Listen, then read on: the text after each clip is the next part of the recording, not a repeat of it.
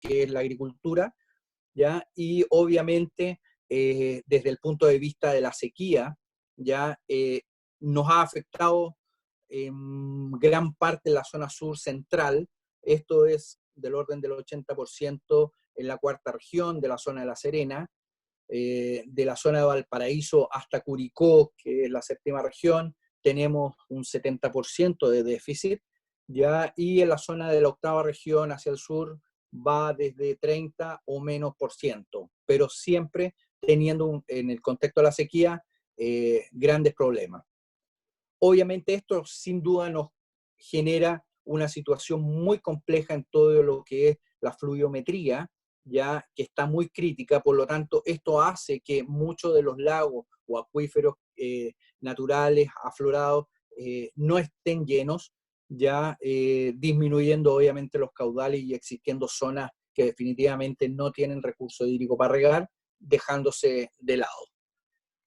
Un poquito para ver el registro de la pluviometría acá en Chile, datos desde acumulados desde los últimos años, ya vemos que para el mes de julio, bueno, tenemos la columna del 2019 y en la columna más hacia afuera, el déficit, vemos que en la zona de Ovalle tenemos un 89% de déficit hídrico, ya hacia el embalse del Yeso, que es la región metropolitana, estamos en un 80%, Rancagua, que está en la sexta región junto con San Fernando, estamos del orden del 73 al 65% de déficit, que es muchísimo, y sin duda Linares, Parral, están dentro del 40% de déficit. Concepción del orden del 30-35% junto con Chillán.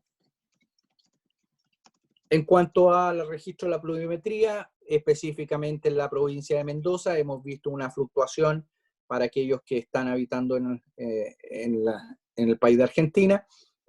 La curva muestra que a pesar, ha habido en los últimos 8 años un incremento en las precipitaciones, los dos últimos han definitivamente marcado una tendencia a la baja, generando una disminución. Un poquito analizando cuál pudieran ser estas medidas de mitigación, cómo podemos enfrentar estas sequías y para el cultivo. Sin duda hay algunas alternativas interesantes de analizar, entre ellas están las enmiendas orgánicas, los mulch. Es importante la regulación de la carga, mejorar la fertilización y la oportunidad de fertilización y obviamente el riego como una estrategia de manejo. En cuanto a las medidas de mitigación, es sumamente importante la incorporación de enmiendas orgánicas al suelo. Sin duda esto va a favorecer todo lo que es la biología del suelo, proporcionando microorganismos que permiten la sustentabilidad del ecosistema del suelo. ¿Ya? Esto obviamente va a generar un incremento en la materia orgánica y obviamente mejorando la capacidad de intercambio catiónico y la capacidad de campo en cuanto a la oportunidad de retención más de agua. ¿Ya? La incorporación de materia orgánica ya puede hacer en forma anual o cada 2 o 3 años, en la medida que se vaya, dependiendo del tipo de calidad de los suelos, pero siempre esta incorporación va a gatillar y va a traer beneficios desde el punto de vista orgánico al suelo. En cuanto a algunas medidas de mitigación, también está el tipo mulch, ya en donde tenemos ya sea cubiertas vegetales, ya sea utilizando algunas gramíneas que nos permitan hacer cobertura. Estas obviamente al ser cegadas o cortadas, son extendidas en la parte superior de los camellones, disminuyendo y haciendo un colchón que nos permiten disminución de la evaporación propiamente tal del suelo al momento de los riegos. Lo mismo con la utilización de algunos chips de maderas y otros más, que en la medida que nosotros podamos hacer esta cobertura, inclusive aquellos que están utilizando plástico, pudiera ser, y es una buena alternativa en la disminución de la evaporación de suelo, del agua del suelo.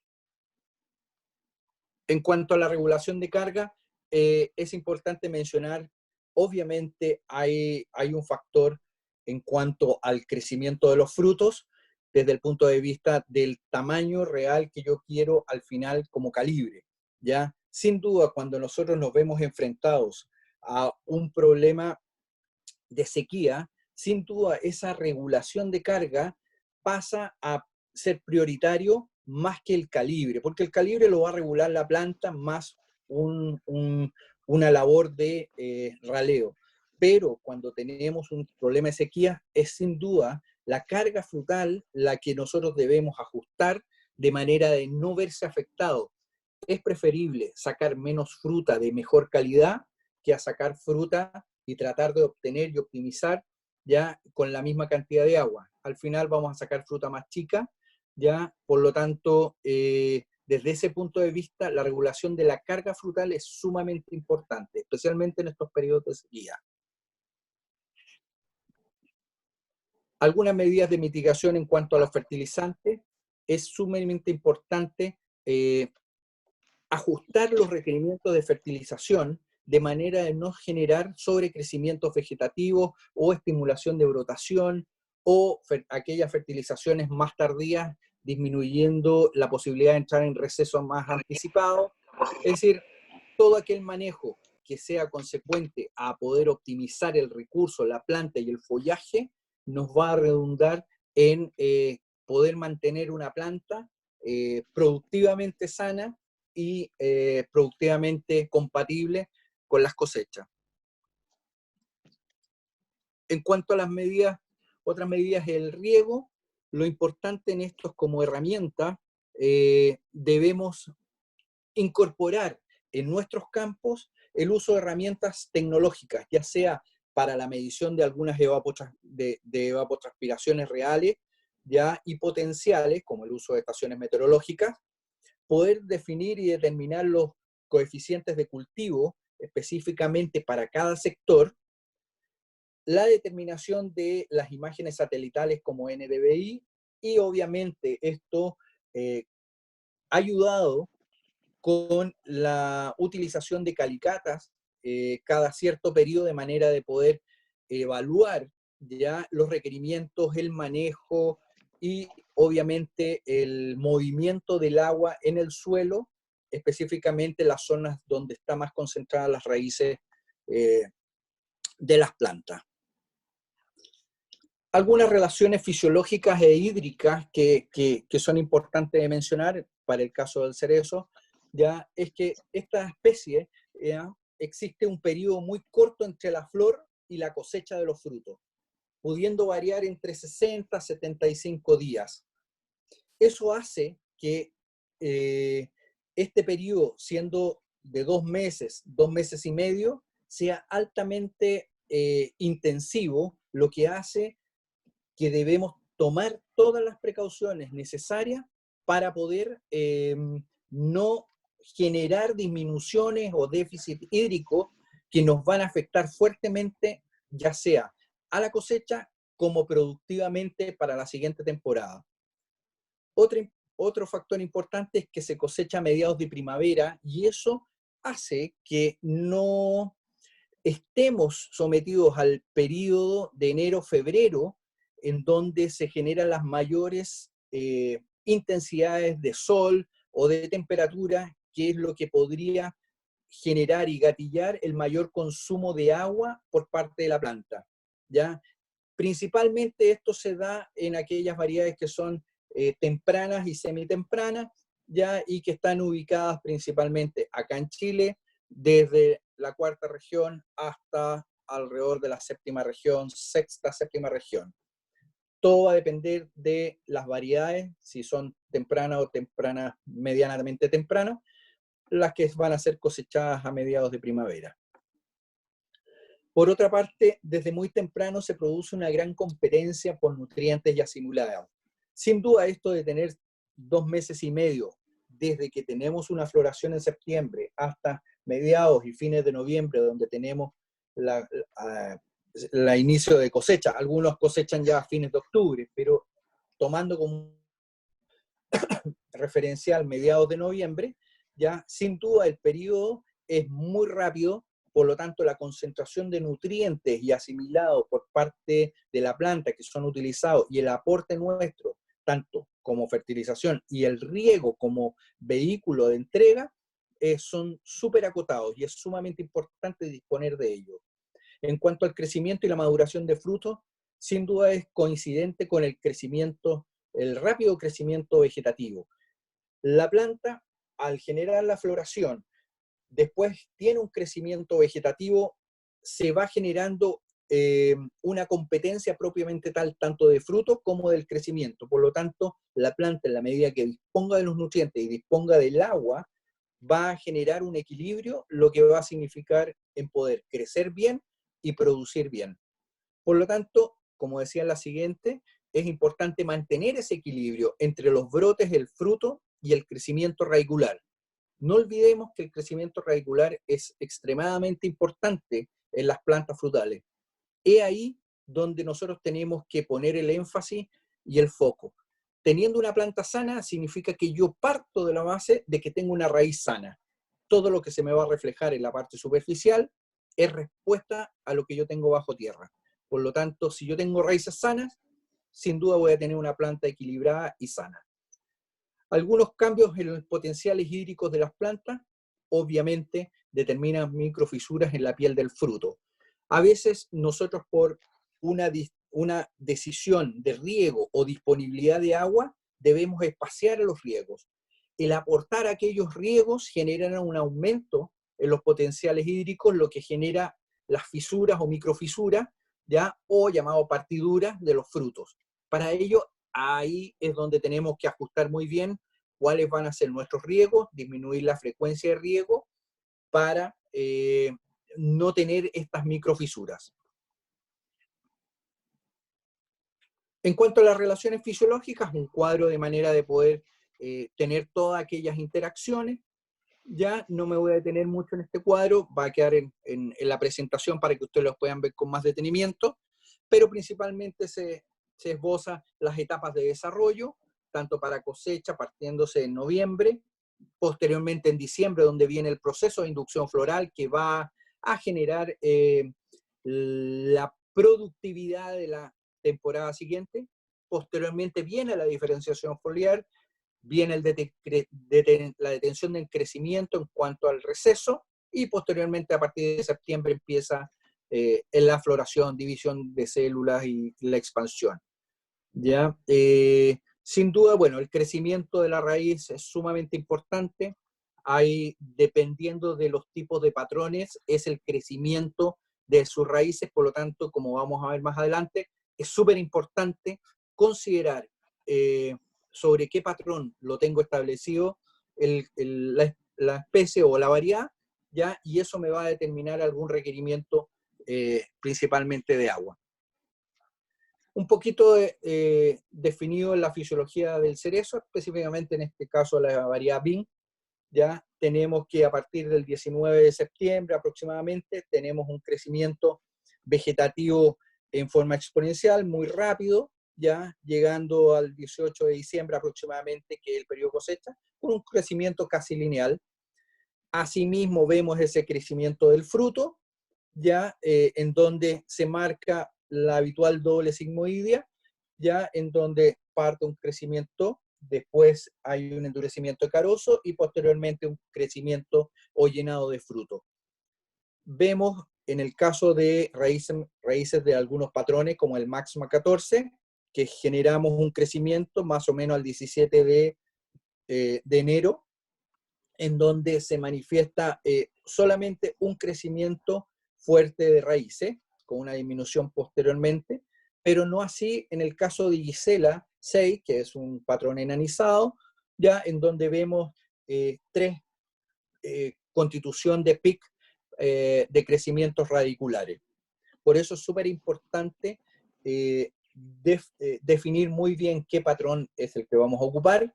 Hay algunos que son más resistentes y otros menos resistentes a los caudales, al agua, ya, por lo tanto, es muy importante en su definición definir también y programar los riegos de acuerdo a los patrones existentes. En cuanto a las etapas del crecimiento, si bien lo saben muy bien, existe un patrón de doble sigmoidria, caracterizado principalmente por la división de dos periodos, que es la principal, que es la división celular, y posteriormente la elongación, que es el desarrollo, el llenado y el crecimiento del fruto. Sin duda, la primera etapa está caracterizado porque el fruto en sí crece del orden del 15% en total. Posteriormente viene la segunda etapa, como lo vamos a ver en la siguiente lámina, ya, que es muy corta, que es el periodo 2, ya, o la etapa 2, en donde es casi inexistente las variedades tempranas, ya, y que en otras palabras es la lignificación del endoncarpo, que es la lignificación del cuesco, del hueso, llamemos propiamente tal. Y la etapa 3, que es definitivamente el fruto, crece en un 80%, que es el llenado de fruto, que es la etapa en donde definitivamente no puede faltar el agua para efectos de tener un buen rendimiento. Vemos las etapas del crecimiento de frutos. Vemos que en la prefloración tenemos una división celular casi plana, desde prefloración hasta la cosecha, ¿ya? Pero sí lo que vemos es que el crecimiento propiamente tal de la elongación celular en la etapa de prefloración es muy plana. En la primera etapa se ve un incremento importante en cuanto a la distribución de los días. Posteriormente, en la etapa 2 tenemos un aplanado en cuanto a la elongación. Y finalmente, en la etapa 3, definitivamente la elongación es muy fuerte hasta cosecha. Algunas etapas en el crecimiento de los frutos específicamente. Aquí vemos tejidos, ya mirados al microscopio, en donde vemos la piel, el mesocarpo distribuido, ¿ya? Y en la medida que nosotros vamos pasando etapas, vemos que propiamente tal, la elongación ya se hace cada vez más evidente.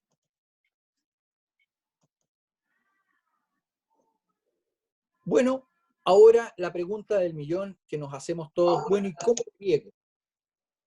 ¿Cómo riego? El monito plantea dos alternativas. ¿Cuánto riego o cuánto regar, que me define mi tiempo de riego? Y el otro pregunta importante es ¿cuándo regar?, que es lo que me define como una frecuencia.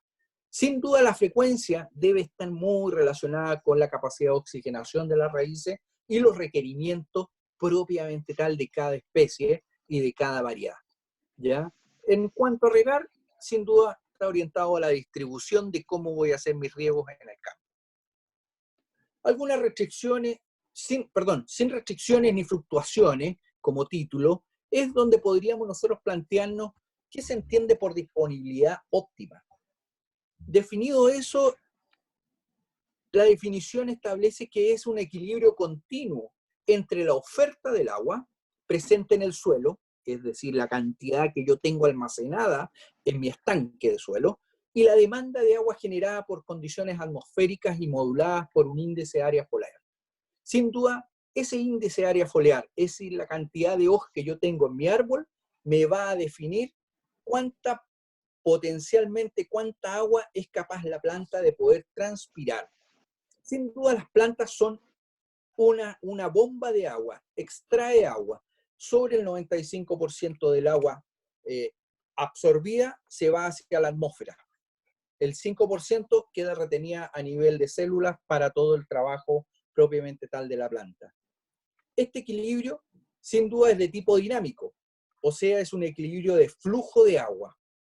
Entiéndase que el flujo de agua desde el suelo hasta la raíz versus el flujo de agua desde la hoja hacia la atmósfera. Son dos flujos distintos, ¿ya? Por lo tanto, en la medida tanto del flujo de agua desde la hoja hacia la atmósfera estará muy condicionado a las condiciones atmosféricas imperantes al momento. Eso es súper importante porque a ciertas temperaturas ya los estomas se van a cerrar, disminuyendo el flujo de agua y obviamente disminuyendo la capacidad de absorción de agua, a pesar de que puede existir agua en el suelo. Por otra parte, el flujo de agua desde el suelo hasta la raíz es sumamente importante por tener la disponibilidad. Es decir, de nuestra capacidad que nosotros tenemos de agua útil es lo que nosotros tendremos como estanque propiamente tal. Es súper importante para ello poder conocer cuál es mi suelo, cómo es mi suelo, ¿ya? Y qué profundidad tiene mi suelo, ¿ya? Y eso lo medimos a través de calicatas. Hay algunas fotos referenciales a la formación de calicatas, algunas más profundas, otras menos. Ahí podemos determinar si tenemos algunos piedraos, harpan o algunas toscas que son impenetrables, lo que nos van a orientar a tomar decisiones si lo hacemos sobre camellón, si los hacemos en plano o definitivamente tomamos la decisión de no plantar. Toda esta información tiene que ser preplantación. Ojalá, muchas veces nos encontramos con problemas cuando ya tenemos plantado, por lo tanto, en la medida que nosotros podamos tomar anticipadamente la decisión, hacer calicata en distintos sectores, por la alta heterogeneidad que tenemos aquí en los suelos, es sumamente importante poder hacerla.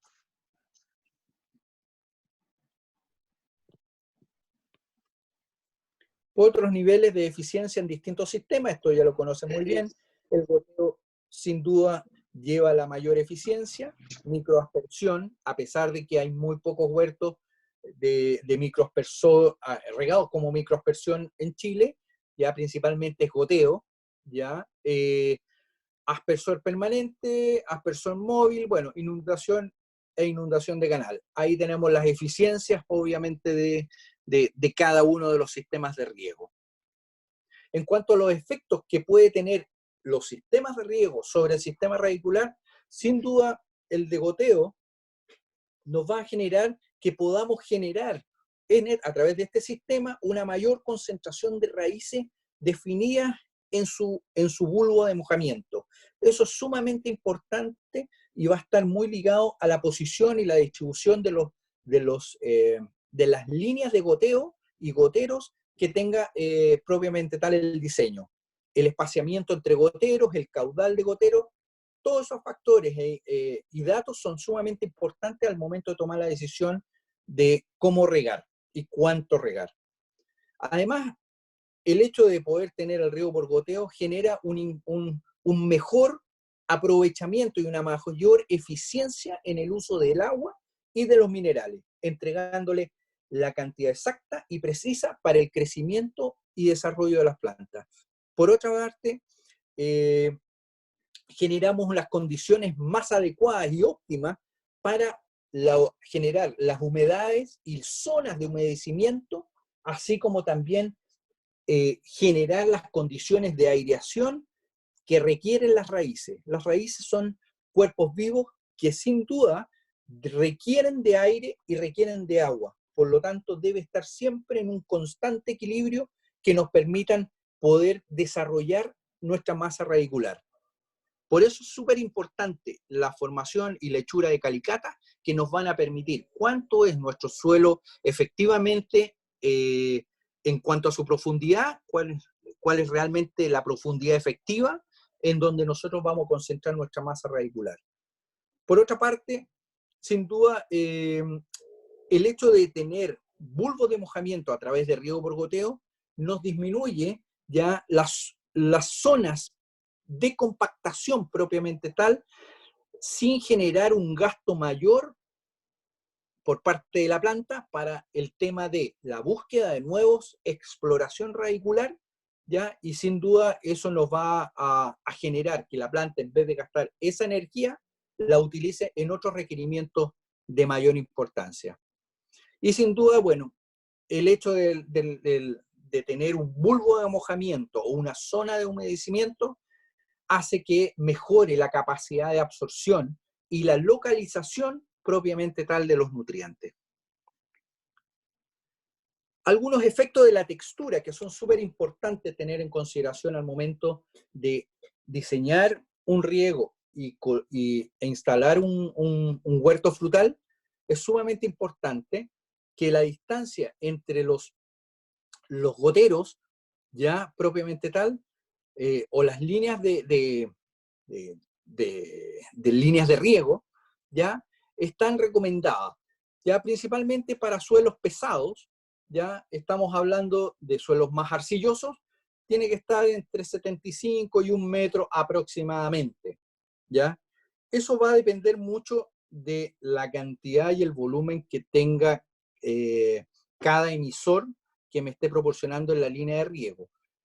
En cuanto a las recomendaciones para un suelo de textura franca, que es un suelo de textura media, va de 50 a 75 centímetros, y en aquellos suelos que son más livianos, ya sin duda tenemos de 30 a 50 centímetros. Estas distancias son relativas, no son algo fijo ni estandarizadas, pero son un buen parámetro como para poder tomar e iniciar. Todo esto corroborado, obviamente, con las calicatas, que son sumamente importantes. Algunos efectos que podemos tener por parte de la escasez y el exceso de agua: sin duda, la escasez de agua durante la cuaja, que es a partir de la floración la siguiente etapa, y posteriormente la formación de fruto, sin duda va a afectar ya la temporada siguiente. ¿Y cómo lo va a hacer? Con un mayor aborto de frutos. Sin duda, esa es la preocupación más importante, ya que nosotros debemos cuidar los frutos. Para ello, la regulación de cómo poder regar en cantidad y en la frecuencia definida es lo que en este caso Quilimo les proporciona como herramienta. Una creciente deficiencia hídrica provoca sin duda una caída prematura en las hojas de verano. Esto genera una lignificación, una anticipación, por lo tanto, genera una precocidad en su producción, y obviamente se ve afectada seriamente la calidad de la fruta. En cuanto a la insuficiencia hídrica en las hojas, ya esta comienza con un secado en los ápices de las hojas, ya, y en los costados marginales, ya obviamente terminando por secar la hoja. Esto, al secarse las hojas, obviamente no va a generar la fotosíntesis, y esto obviamente generará y gatillará los factores o recursos hormonales que tiene la planta, lo que obligará a que la planta ingrese forzadamente en receso. Si esto es en exceso, obviamente se va a generar la muerte propiamente tal de la planta. En cuanto a algunos efectos propiamente tal del exceso de agua, ya caso contrario que estábamos analizando, sin duda que esto afecta la lignificación de los tejidos, es decir, la planta la mantenemos sobreviviendo por más tiempo, ¿ya? Obviamente esto nos genera una disminución o nos afecta también la formación de yemas florales, así como para efectos de la formación de los frutos. Estos sin duda van a ser, y obviamente eso va a repercutir en la calidad viajera al momento de la cosecha. También otro factor de exceso de agua: ya en la etapa de maduración se produce el cracking o partidura, que son estas microfisuras, ya obviamente disminuyendo también como consecuencia del exceso de agua la concentración de azúcares en los frutos. Con respecto al riego por goteo, habitualmente uno suele verlos como riego superficial, en donde tenemos un bulbo de mojamiento adecuado, pero sin duda las nuevas tecnologías nos han ido permitiendo poder generar estos riegos enterrados o subterráneos. ¿Ya? Sin duda, la evaluación y la experiencia ha generado que esto cada vez se ha ido incrementando más, el riego enterrado, ya profundizando de acuerdo a la textura y de acuerdo a la profundidad efectiva del suelo, pero puede variar desde los 10 hasta los 25, 30 centímetros de suelo de profundidad enterrado de la línea de gotero, sin generar problemas alguno en la productividad de los árboles. Es más, genera un mayor tamaño de bulbo, generando un bulbo de mayor tamaño, lo que implica un mayor espacio radicular y por ende un mayor crecimiento de la planta. algunos efectos de las tecnologías que se ven en la aplicación del riego. En este caso, bueno, no tenemos específicamente para el cerezo, pero para que ustedes puedan ver el riego por goteo sin una tecnología, expresado en metros cúbicos por hectárea aplicado en riego, ya sin duda para aquellos carosos que están en la parte inferior de la pantalla, van del orden de 7.000 a 10.000. Si nosotros ocupamos una tecnología, ya sea utilizando los adecuados casé, utilizando los adecuados evapotranspiraciones y definiendo un programa de riego para cada especie, sin duda estos requerimientos anuales en metros cúbicos por hectárea van a disminuir. Todo aquel disminución de agua aportada sin afectar el rendimiento será bienvenida. Disminuyen los costos energéticos, disminuyen el costo del agua propiamente tal y la eficiencia en el uso del agua, que es sumamente importante. Pablo, Para ello, Pablo, te detengo un segundo. Ahí hay una consulta que había surgido justamente en una de las slides anterior que decía de René de la Fuente que si se apura la temprana caída de hoja y falta de agua, hay problemas de rebotación de yemas, de cerezo, y eso también es malo para el cultivo. sí, sin duda, sin duda. Depende mucho ya del momento en que se genere o se produzca ya esta problemática. Si es muy anticipado, el efecto va a ser obviamente un rebote, como lo señala el colega. Si no, si es más tardío, puede que nos veamos afectados como lo expresaba, ¿ya? Todo va a depender del momento en donde nosotros podamos generar ese problema o donde se genere ese problema. Perfecto. En cuanto al riego del Big Data, ya a través de Big Data, que es una base de datos en donde nosotros juntamos toda la información y la procesamos, ya, sin duda, Quilimo lo que hace y presta el servicio, ya, es poder definir a través de un balance hídrico en donde generamos los cálculos.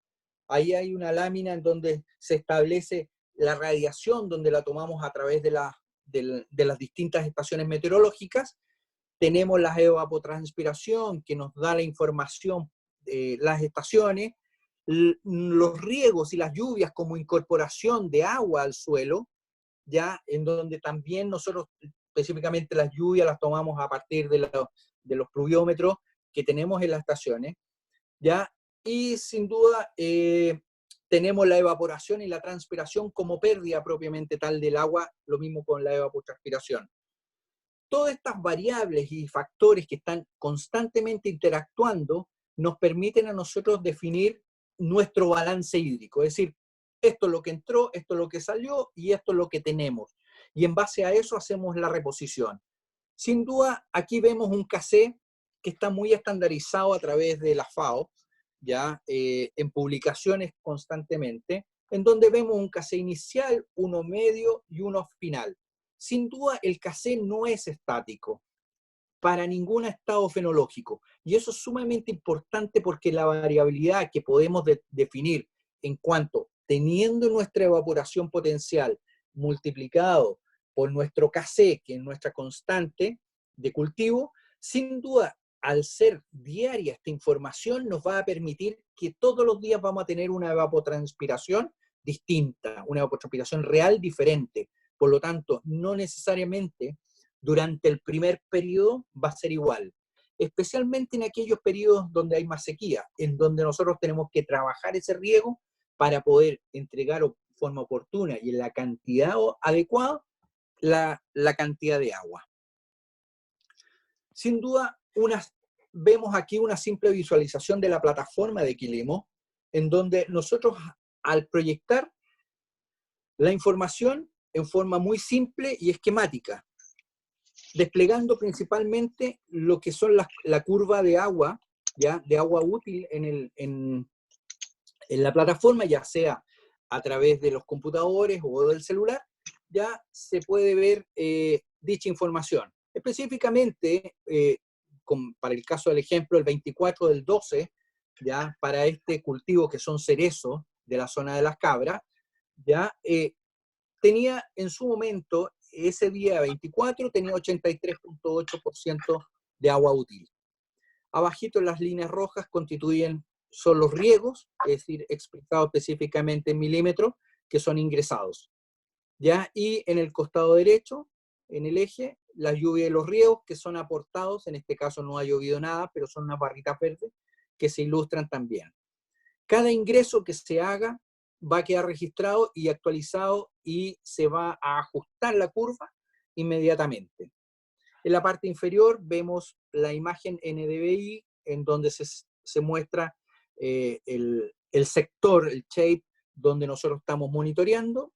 En la gráfica inferior tenemos el KC, en donde lo vemos la curva de evolución de los KC. Estos cerezos tienen 1 año de edad, así que son árboles jóvenes, recién en etapa de formación. Y en cuanto a las actividades, bueno, ahí vemos que las actividades de ingreso, es decir, específicamente los milímetros de agua y y entre paréntesis la cantidad de horas expresadas, porque eso va a estar de acuerdo a la precipitación del sistema, ya que se están registrando en el campo.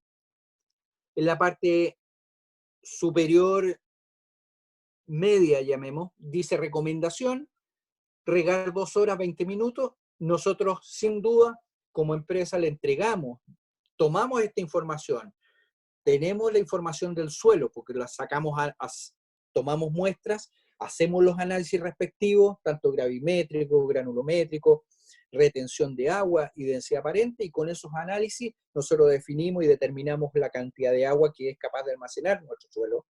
Por otra parte, tenemos un software que nos permite tomar las distintas informaciones meteorológicas de las distintas estaciones que están circundantes, definiendo un radio de 0 a 50, puede ser 20, 30, 50 o 1 kilómetro. Nosotros lo definimos de acuerdo a la zona en que estamos situados, ¿ya? Y sin duda tenemos satélites que nos están generando información tanto de la imagen de NDVI, específicamente para el shape o el sitio donde nosotros estamos localizados y monitoreando, perdón, ya, como también la información necesaria que a través de un algoritmo podemos definir y determinar nuestra curva de KC.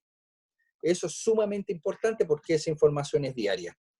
Un Pablo, poquito explayando. te freno justo ahí De, porque a Marita le pregunta esta que nos hace Saúl, que pregunta si cuántos sensores instalamos por hectárea y si requiere internet la zona de plantación.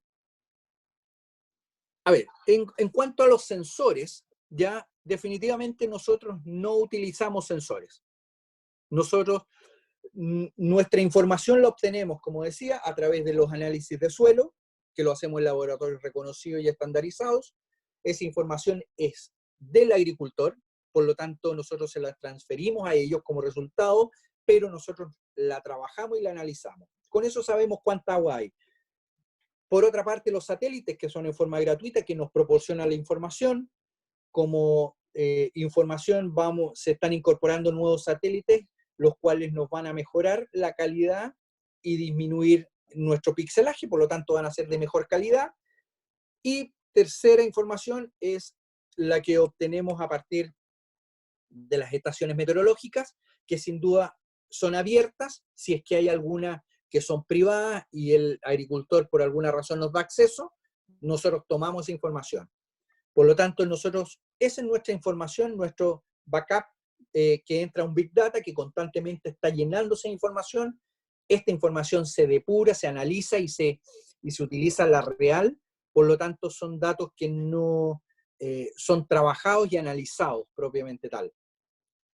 Pablo, Pero definitivamente nosotros no utilizamos sondas. también nos pregunta si se mide el estanque de acumulación de agua. ¿En qué sentido? A ver, por lo que entiendo, el estanque de acumulación de agua, si es que nosotros tuviésemos capacidad de almacenamiento de agua a través de pozos profundos, que almacenamos en agua, o de canales en donde llenamos estos tranques, ya, sin duda, esa es una fuente de almacenamiento de agua.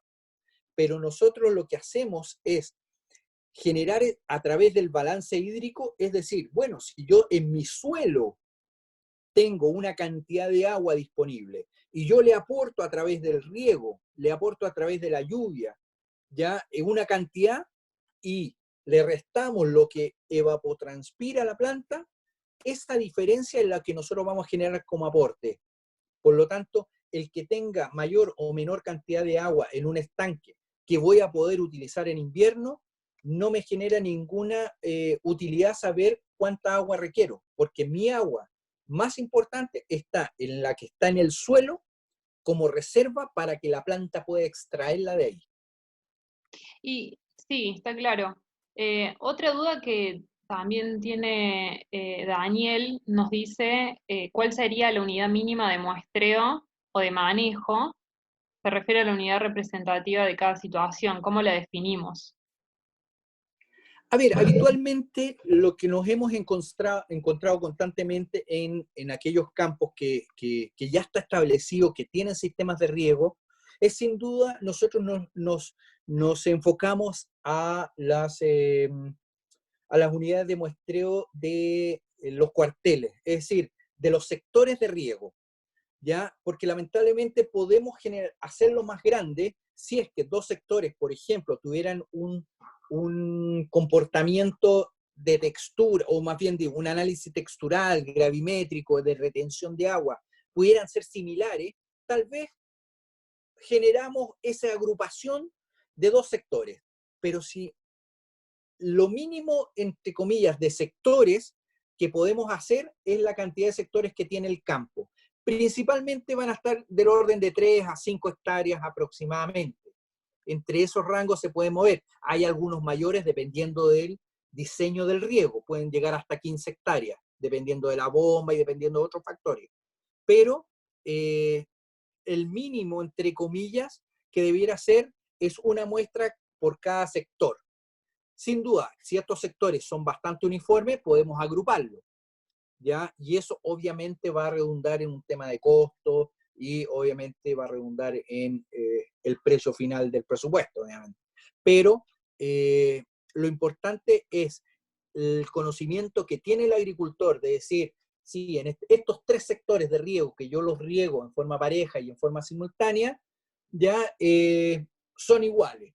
O si me dice a mí en un momento, estos tres sectores tienen comportamiento totalmente distinto porque uno es pedregoso, otro es arcilloso, otro es limoso, otro es franco y tienen o arenoso, que se da mucho, ya definitivamente ahí hay que tomar muestra en forma individual. Dale, Pablo. Hay muchas más preguntas que van saliendo y que están muy buenas. Si querés, las seguimos haciendo o terminas la presentación. Me parece que está buena el bloque de preguntas que se abrió, así que yo te sigo preguntando. Total, nos faltaba mucho en la presentación. Este, Interrúmpanme todo lo que quieran. Bárbaro. Hay algunas cuestiones terminológicas que tenés ahí en Chile que nosotros lo usamos distinto, que me gustaría unificar. Los sectores, ustedes le dicen a las hectáreas, Pablo. A ver, no, hectárea es la unidad universal de superficie, es decir, la hectárea es la superficie universal. Es como decir, en la longitud es el metro, es una estandarización. ¿Ya? Aquí en Chile, cuando hablamos de sectores, hablamos de sectores. En Argentina puede que lo tenga relacionado al nombre de lote. ¿Ya? Los sectores de riego son aquellas superficies ya en donde se genera el riego ya en forma uniforme. Es decir, puede haber un sector 1, 2 o 3 y se riegan en forma simultánea, pero cada uno en forma independiente. Por lo tanto, el sector de riego es lo que nosotros hablamos como una unidad productiva o de muestreo. Bien. Tengo otra consulta que dice, ¿cada cuánto tiempo hay que tomar estos análisis de suelo? ¿O cada cuánto tiempo hay que tomar? Sí, eso, los análisis de suelo. A ver, los análisis de suelo yo lo separaría en dos. Nosotros tomamos 4 análisis, que es la retención de agua, en donde voy a analizar la capacidad de campo y el punto de marchitas permanente. Tenemos otro que es la densidad aparente, y el tercero que es la granulometría, que es la granulometría, ya que es la textura. Estos 3 análisis ya sin duda son de características físicas, por lo tanto no van a tener una modificación en el tiempo. Por lo tanto, esos análisis se hacen una sola vez. El que se hace con mayor frecuencia es el de gravimetría, que es la cantidad de agua en un momento determinado. Por eso, al iniciar las actividades, lo primero que se hace estos 4 análisis, pero el de gravimetría, posteriormente nosotros lo tomamos a los 30 y a los 60 días, va a depender un poquito en conversación y de campo a campo. Por lo tanto, ese es el que va a ir variando y que nos sirve a nosotros para poder ir adecuando y observando el comportamiento de la curva real ya que va teniendo el cultivo. Pero es el gravimetría el que puede ir variando, porque es el contenido de agua en un momento determinado, que es el que nos da el puntapié inicial. Alejandro Acevedo nos pregunta si no utilizamos sensores, ¿cómo sabemos el contenido de humedad de suelo previo a cada riego? No siempre descontar los milímetros de la evapotranspiración a la capacidad de estanque es indicativo de regar. Dejo la pregunta, ¿cómo miden el aporte del riego? A ver, esto se trabaja en base a un balance hídrico.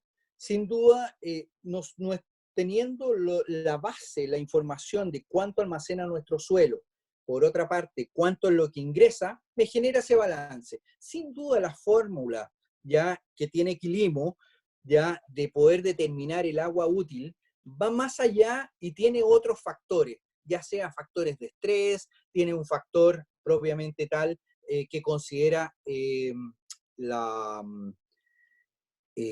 ¿cómo se llama? La superficie o canopia, llamemos, estructurada de la zona radicular. Es decir, tiene unas variables, sin duda, el algoritmo, o la fórmula, perdón, ya que nos permiten determinar con la mayor tratando de lograr la mayor precisión en cuanto a la cantidad de agua. No solamente el balance hídrico nos permite saber cuánta agua salió y cuánto está ingresando y cuánto es la diferencia para poder aportar. Pero además de eso, hay variables y factores que nosotros incluimos en la fórmula, ya que obviamente la fórmula es secreta para Quilimo, pero están incluidos aquellos factores que nos permiten a nosotros poder ajustar de mejor manera el requerimiento de agua. Bárbaro. Hay otras 2 preguntas que me quedaron con respecto al costo del análisis de suelo, si está cubierto por Quilimo o son costos del productor. No, sin duda, cuando, por ejemplo, vamos a poner tu caso. Victoria es productora de cereza, tiene 50 hectáreas de cereza y quiere contratar el servicio. Nosotros, como parte del servicio, le entregamos los análisis, los hacemos dentro del costo presupuestado. Al generar el presupuesto, ¿qué incluye? Los análisis de suelo, el ingreso a la plataforma, las recomendaciones que le generamos 1 a 2 veces por semana, los informes respectivos y correspondientes que se le entregan de manera de que ella los disponga. Y bueno, todo y algunos ítems más que es largo de detallar, pero en sí los análisis están considerados dentro del presupuesto final que se les entrega. Por ahí, había una consulta que me acordé recién, de alguien que consultó algo, pero se me fue. Pero, ¿qué otra pregunta hay? Hay varias. El costo del servicio, nos preguntan cuál es el porcentaje de sobreproducción usando el sistema. Espera, vamos por partes. En cuanto al costo del servicio, nosotros lo tenemos estandarizado ya como un precio piso, ya de $75 por hectárea anual. Entendiéndose que obviamente la escala de mayor superficie obviamente disminuye los costos y ahí hay que ir viendo, ¿ya? Sin duda, nosotros operamos con superficies definidas como mínimo, ya que estas a partir de las 20 hectáreas hacia arriba, nosotros empezamos a operar por un tema de costo. Bien. Y el porcentaje de sobreproducción usando el sistema es muy específica esa pregunta y va a depender mucho de cada... No le entiendo eso de sobreproducción.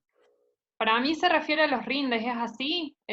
¿Cuál es el porcentaje que se asegura de rendimiento, de mejora de rendimiento, Saúl? ¿A eso te quieres referir? Bueno, si dice, por ejemplo, si la producción normal es 100 toneladas,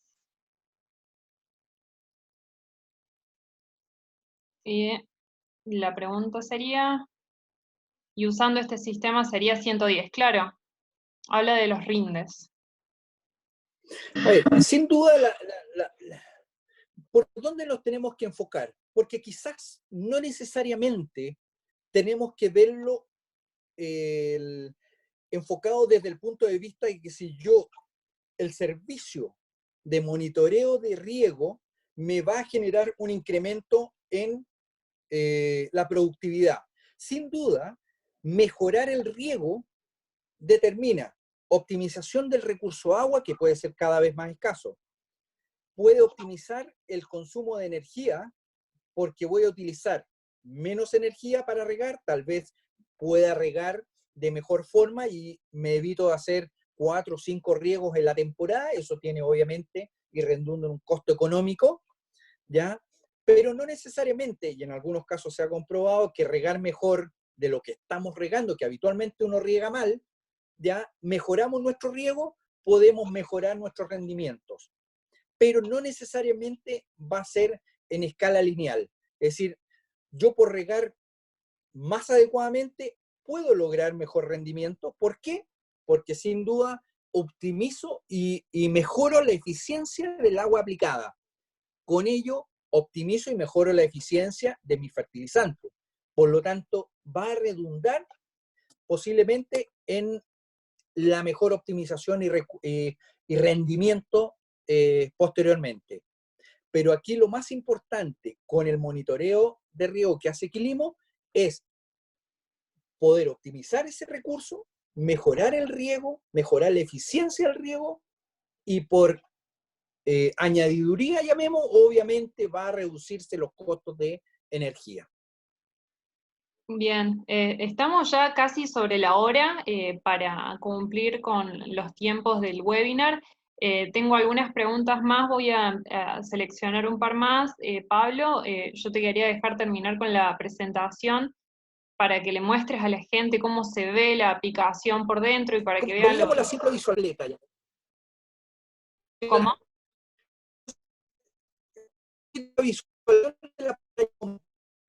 Ay, creo que sí. ¿Ve la presentación? Sí, perfecto. Perfecto. Entonces, la simple visualización, aquí tenemos al costado izquierdo una descripción que es la agrícola Las Cabras, tenemos el umbral, que es la línea naranja, en donde nosotros determinamos y definimos cuándo es el momento que yo debo regar sin afectar mi cultivo. Ese umbral nosotros lo determinamos en conjunto con el agricultor y obviamente aquí en este caso es una línea plana, pero nosotros debiéramos, y lo estamos haciendo para esta siguiente temporada, poder definirlo de acuerdo a los estados fenológicos de cada especie y variedad. Sin duda, el riego acumulado, que es muy importante para aquellas empresas que están en busca de las buenas prácticas agrícolas y que se están certificando, el disponer de esta información, que es clave y fundamental al momento de que los monitores le hagan las consultas, el cultivo, que es en este caso el cerezo, y la fecha de muestreo, que se inició el 24 de octubre del 2019. Más abajito aparece la recomendación, que habitualmente nosotros la hacemos los días lunes y los días jueves, ya lo hacen los días martes y los días viernes, ya sin duda, si requiere hacer una recomendación a la semana, se define con el productor. Al costado derecho tenemos las acciones, ya sea con las precipitaciones, el botón de precipitación, en donde ingresando ahí, como lo vamos a ver más adelante, se ingresan las precipitaciones que se hayan generado durante el día que haya llovido, en los riegos, ahí está el botón de ingreso de los riegos, cada vez que el encargado de riego ha hecho un riego a un sector determinado, él ingresa a la plataforma e ingresa el valor en milímetros o puede ser en horas, ya ahí es al gusto del cliente, ya nosotros modificamos la plataforma para que pueda ser ingresado indistintamente en hora o en milímetros. El informe es un informe detallado en donde van quedando registrados todos las evapotranspiraciones reales, los KC y la información del riego propiamente tal. En la parte inferior vemos el NDVI, aquí en la parte central inferior vemos la gráfica del KC y las actividades como detallada hace un rato atrás. Esto es la misma visualización, que en este caso un poco más grande, vemos que el KC específicamente para el día 24 del 2 fue de 0,5. Cabe señalar que este huerto es relativamente nuevo, se plantó en el invierno del 2019, ya en julio aproximadamente del 2019, por lo tanto va a cumplir su primer año. Aquí vemos en cuanto a la evapotranspiración, ya la anterior era el KC, esta es la evapotranspiración, y vemos la curva azul, la superior, que nos muestra una evapotranspiración de bandeja de 5.6 milímetros, y en el caso de la naranja, que es la evapotranspiración de cultivo, multiplicada por un factor de estrés. En el caso de que cuando se generan variables de estrés, en donde la temperatura puede ser una limitante, donde el riego puede ser otra limitante y otras más, ya sin duda se va a generar una separación en cuanto a las evapotranspiraciones. Por lo tanto, en este caso, tanto la evapotranspiración ajustada es el mejor indicador propiamente tal. Y en este caso, evapotranspiró potencialmente de la bandeja 5.6 milímetros, pero realmente 2,5 milímetros fueron evapotranspirados propiamente tal de la planta. Bueno, aquí lo veíamos, pues hicimos una recomendación. En cuanto a las recomendaciones, nosotros hablamos que eran regar 2 horas, 20 minutos, que es equivalente a 5 milímetros, en tantos días. Nosotros le decimos cuándo regar y cuánto regar. En cuanto al ingreso y la carga de las lluvias, bueno, ingresando y pinchando el link, en el caso de los riegos, se ingresa se ingresa la fecha, se marca pulsando 2 veces la fecha, y después, bueno, dice horas regadas, se ingresa, regué 3 horas, 20 minutos. Y eso, obviamente, multiplicado por la precipitación, nos va a dar la cantidad de milímetros determinados que está aportando. Y eso, al ingresar, al dejar en guardar, pinchar en guardar, se ajusta automáticamente, quedando ingresada la información y ajustándose la curva. Lo mismo para efectos de las precipitaciones, que están expresadas en milímetros. Finalmente, algunas conclusiones. En cuanto al riego, sin duda, para mí, por lo que he visto y por lo que conozco, y me imagino que también para ustedes, es el factor más importante en el manejo, ya desde inicio hasta fin de la etapa productiva, tanto para los cerezos como para el resto de los frutales. Sin duda, el éxito de un riego adecuado es la resultante de muchos pequeños factores de afoclimáticos que hay que analizar, hay que interactuar con ellos. ¿Ya? No solo es aportar agua, sino que hay que entender, conocer, ver a la planta para entenderla y ver, obviamente, cómo están nuestros tanques, cómo están nuestras temperaturas, cómo está la información externa que convive diariamente con la planta. Por lo tanto, es sumamente importante, teniendo esa información, poder generar ya las decisiones más adecuadas y en el momento más apropiado.